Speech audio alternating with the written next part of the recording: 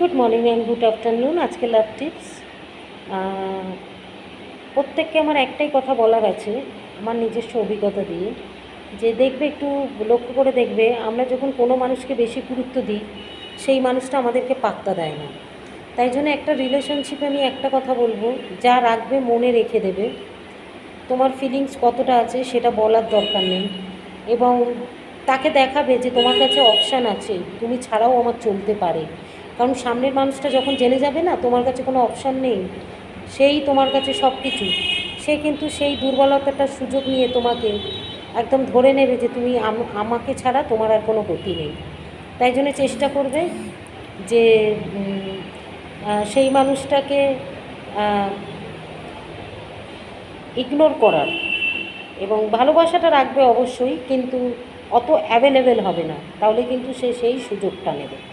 ওকে, চলো, thank you.